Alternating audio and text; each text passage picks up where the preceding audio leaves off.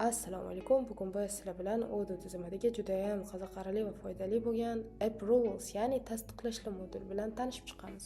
Tayyormisiz? Unda ketdik. Mana hozir ekranimizda Odooning asosiy oynasi turibdi. Bu yerda har bitta chiroyli piktogramma bitta modul. Biz bo'lsa pastga 'o'n burchakdagi Approvals moduliga kirishimiz kerak. Uni ustiga bitta bosamiz. Voh, qarang. Modul ochilishi bilan qarshimizda chiroyli ko'rinishda oyna paydo bo'ldi.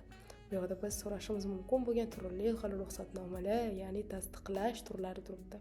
Misol uchun xizmat safari, ya'ni business trip, biror buyumni vaqtincha so'rab turish, borrow items, umumiy tasdiqlash, general approval, shartnomani tasdiqlash, contract approval yoki pul to'lovlari, payment application va hattoki mashinani ijaraga olish, car rental kabi tayyor andazalar bor.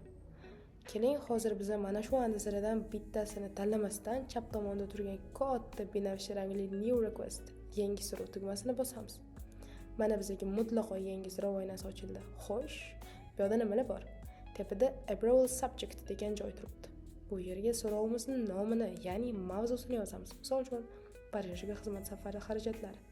Pastda bo'lsa Request Owner, ya'ni so'rovni kim yuborayotgani. Hozircha bu Mitchell Azimin yoki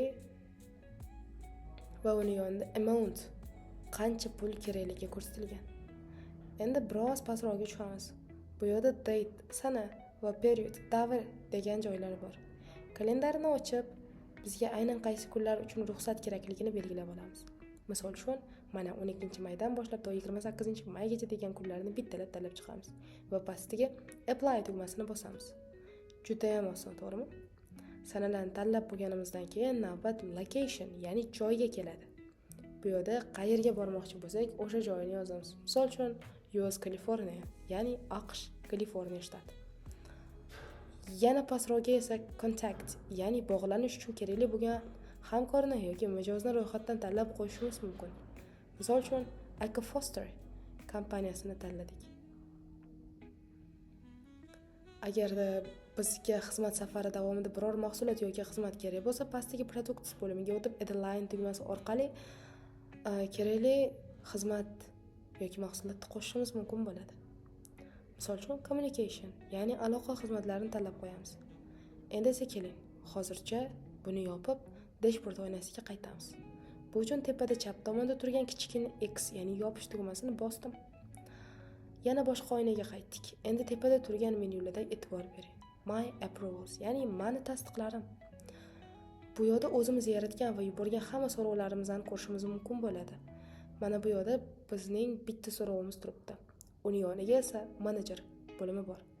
Agar siz boshliq bo'lsangiz, bu yerga kirib xodimlarni sizdan so'ragan barcha ruxsatnomalarni ko'rishingiz mumkin bo'ladi va ularni tekshirishingiz mumkin bo'ladi albatta.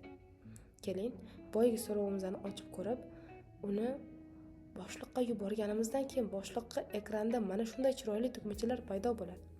Approve bu barakalla, ruxsat beraman degani. Agar buni bossak, so'rovimiz tasdiqlanadi. Refuse bu yo'q, afsuski hozir ruxsat bera olmayman degan, ya'ni rad etish. Cancel prosta so'rovni bekor qilish. Agar boshliq approve tugmasini bossa, o'ng tomondagi holat yashil rangi approved tasdiqlandi bo'lib o'zgaradi. Ruxsat berdi. Endi eng qiziqarli va muhim joyiga keldik. Tepada configuration, ya'ni sozlamalar degan menyu bor. Uning ichida approval categories, ya'ni tasdiqlash turkumlari bo'limi joylashgan. Bu yerga kirsak, tizimdagi hamma tayyor andazalarni ko'ramiz. Xohlasak, ularni o'zgartirishimiz yoki mutlaqo yangi andaza yaratishimiz mumkin. Misol uchun, business trip xizmat safari andazasini ochib ko'raylik. Qarang, bu yerda har bitta andazani juda aqlli qilib sozlasa bo'ladi. Misol uchun, xizmat safari so'ralganda xodim majburiy ravishda hujjatni biriktirishi kerakmi? Ya'ni dokument bu requiredmi? Sanani kiritish shartmi?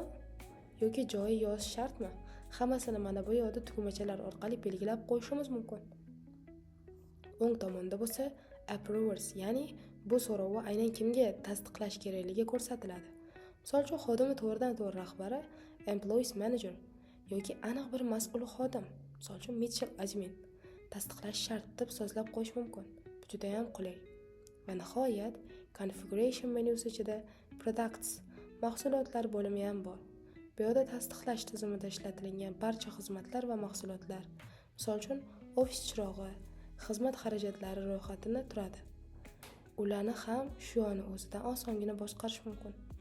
Mana ko'rib turganingizdek, Odoo Approvals moduli kompaniyani barcha ruxsat olish va tasdiqlash jarayonlarini juda tez va oson va qog'ozbozliklarsiz hal qilishga yordam beradi. Video sizga yoqqan bo'lsa, like bosishni va kanalimizga obuna bo'lishni unutmang. Keyingi videolarda ko'rishguncha, xayr.